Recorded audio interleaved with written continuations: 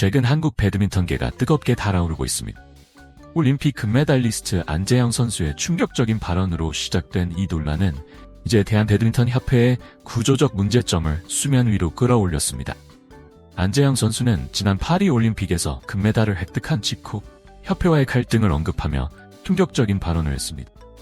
그는 협회의 선수 관리 방식과 부상 대처에 대해 강한 불만을 표출했고, 이는 순식간에 언론의 주목을 받았습니다.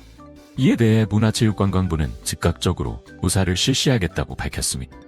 논란이 커지자 협회와 대한체육회는 안재영의 주장을 정면으로 반박하는 인터뷰를 진행했습니다. 하지만 이 과정에서 예상치 못한 인물이 등장해 상황을 더욱 복잡하게 만들었습니다.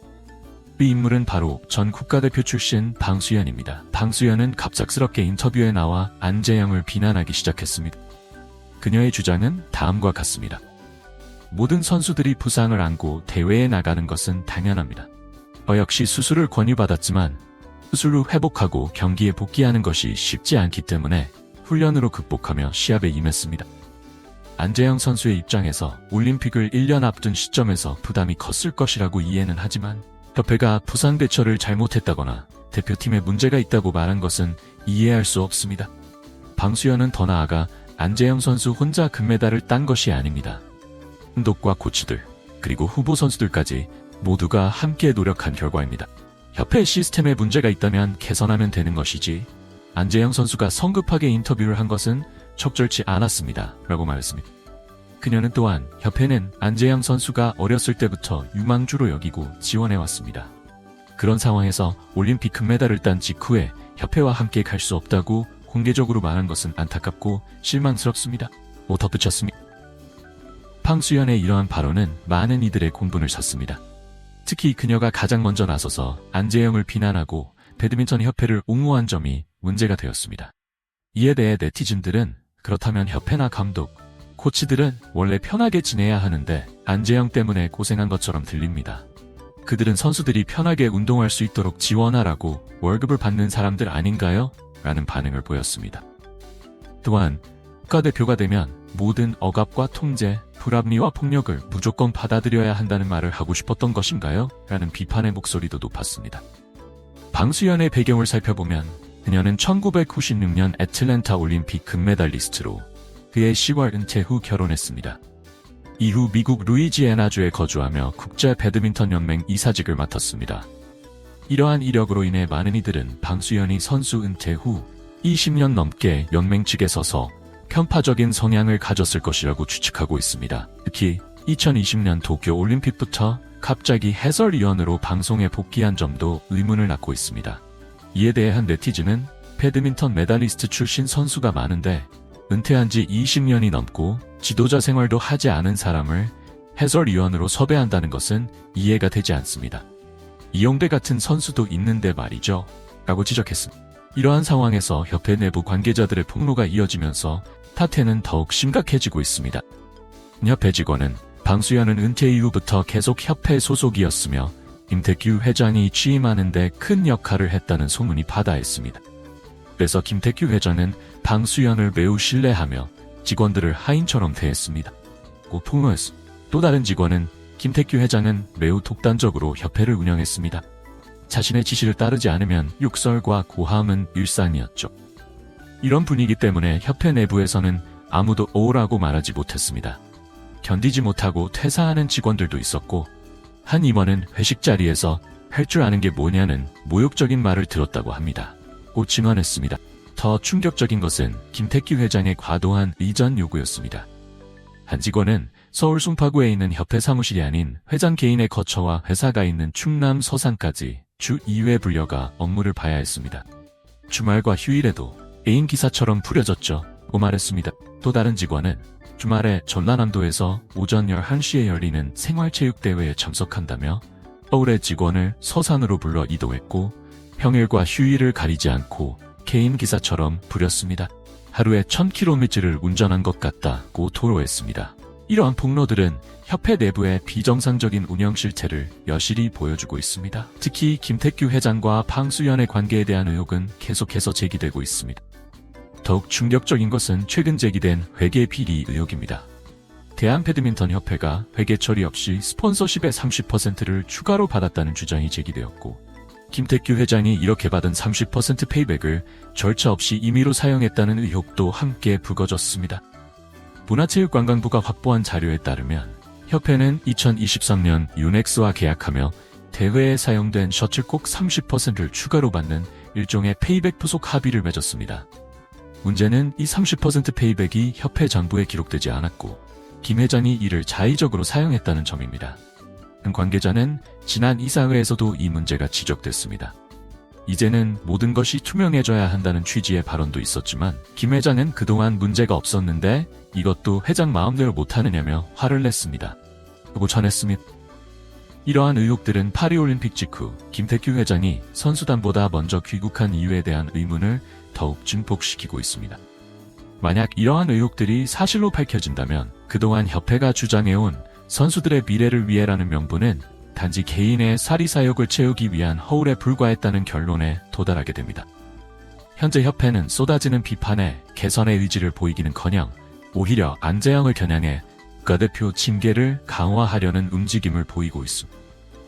협회 홈페이지에 공개된 회의록에 따르면 이사회는 국가대표 운영지침 개정이라는 안건에서 국가대표팀 강화훈련 참가자가 훈련 수칙을 위반하거나 부적절한 행위를 했을 경우 국가대표에서 제외할 수 있는 지침을 보완하고 구체적인 제재 기준을 마련한다는 개정안을 상정했습니다.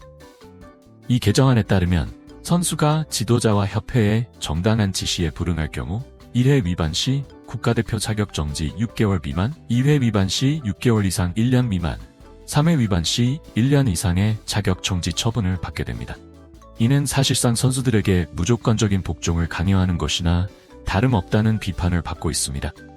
협회는 이러한 조치가 안재영을 겨냥한 것이 아니라고 해명했지만 많은 이들은 이를 믿지 않고 있습니다. 사실 대한배드민턴협회의 문제는 이번이 처음이 아닙니다.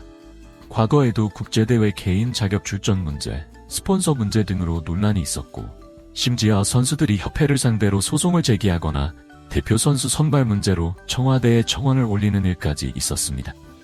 특히 주목해야 할 점은 안재영 선수가 연초에 이미 협회의 선후배 문화를 지금까지 참아왔지만 더는 참을 수 없다고 시정을 요구했다는 사실입니다. 이는 협회가 대표팀 선수들을 군기와 얼차려 문화를 통해 통제해 왔음을 시사합니다. 협회는 임원이나 감독이 직접 나서지 않아도 협회 친화적인 선배 선수들이 후배들을 통제하도록 하는 방식을 취해왔다고 합니다. 이는 협회 입장에선 편리한 방식이었을 것입니다. 언론 보도에 따르면 협회는 선수는 지도자의 지시와 명령에 복종해야 한다는 규정으로 선수들에게 복종을 강요해왔습니다. 이는 마치 군대보다 더한 집단적 통제로 보입니다. 또한 협회는 계속해서 글을 이어가겠습니다. 또한 협회는 스폰서 계약에 대해서도 매우 엄격한 규정을 주고 있습니다. 선수들은 협회가 지정한 경기복과 용품만을 사용해야 하며 개인 후원 계약은 오직 옷깃 한 곳에만 허용됩니다. 이러한 제한적인 규정은 두 가지 목적을 위한 것으로 보입니다. 첫째, 그의 편의를 위해서입니다. 이러한 규정을 통해 협회는 대표 선수 선발에 있어 성적이나 실력보다는 자신들의 뜻에 따라 선수를 뽑을 수 있는 여지를 만들어 놓았습니다. 둘째, 금전적인 이유입니다. 협회가 배드민턴 용품 기업 유넥스에 전적으로 의존하다 보니 유넥스의 입장을 고려할 수밖에 없는 상황입니다. 만약 안재영을 비롯한 선수들이 개인적으로 스폰서십을 받기 시작하면 유넥스로부터의 후원금이 줄어들 수 있고 이는 곧 협회의 재정에 직접적인 영향을 미치게 됩니다. 이러한 상황은 결국 국가대표 선수들을 협회의 돈벌이 수단으로 이용하고 있다는 비판을 피할 수 없게 만들고 있습니다. 방수현은 인터뷰에서 협회가 안재영을 얼마나 특별히 케어했는지 곧 밝혀질 것이라고 말했지만 많은 이들은 이를 특별 케어가 아닌 특별 통제로 해석하고 있습니다.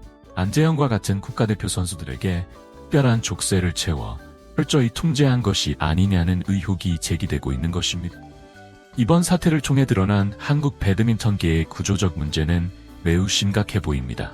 선수들의 권리와 복지보다는 협회의 이익과 편의가 우선시되는 현 상황은 한국 배드민턴의 미래를 위협하는 요소가 될 수 있습니다. 특히 안재영과 같은 젊은 선수들이 느끼는 불만과 좌절감은 향후 한국 배드민턴의 경쟁력 저하로 이어질 수 있습니다. 재능 있는 선수들이 이러한 환경에서 자신의 잠재력을 충분히 발휘하기는 어려울 것입니다. 더욱이 협회의 비리 의혹은 한국 스포츠계 전반의 신뢰도에 악영향을 미칠 수 있습니다. 스포츠는 공정성과 투명성이 생명입니다. 만약 이러한 의혹들이 사실로 밝혀진다면 한국 배드민턴뿐만 아니라 한국 스포츠 전체의 이미지에 큰 타격을 줄 것입니다. 따라서 이번 사태에 대한 철저한 조사가 이루어져야 합니다. 문화체육관광부의 조사 결과에 따라 필요하다면 검찰 수사까지 이어져야 할 것입니다.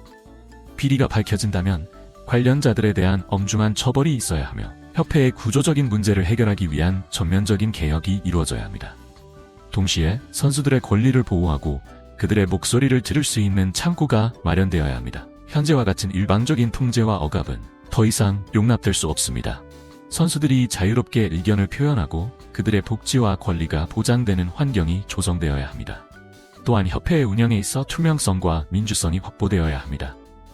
현재와 같은 폐쇄적이고 독단적인 운영 방식은 지양되어야 하며 다양한 이해관계자들의 의견을 수렴하고 반영할 수 있는 시스템이 구축되어야 합니다. 스폰서 계약과 관련해서도 보다 유연한 접근이 필요합니다. 선수들의 개인 후원 계약을 지나치게 제한하는 것은 선수들의 권리를 침해하는 것일 뿐만 아니라 장기적으로는 한국 배드민턴의 발전에도 도움이 되지 않습니다. 개인 후원을 통해 선수들이 더 나은 환경에서 운동에 전념할 수 있도록 하는 것이 필요합니다. 마지막으로 이번 사태에서 용기 있게 목소리를 낸 안재영 선수에게 감사의 마음을 전합니다.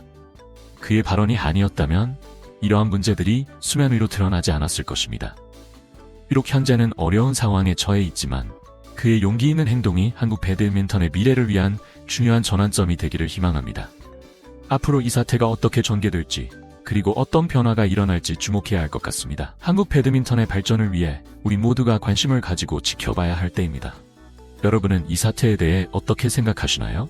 여러분의 의견을 댓글로 남겨주시면 감사하겠습니다.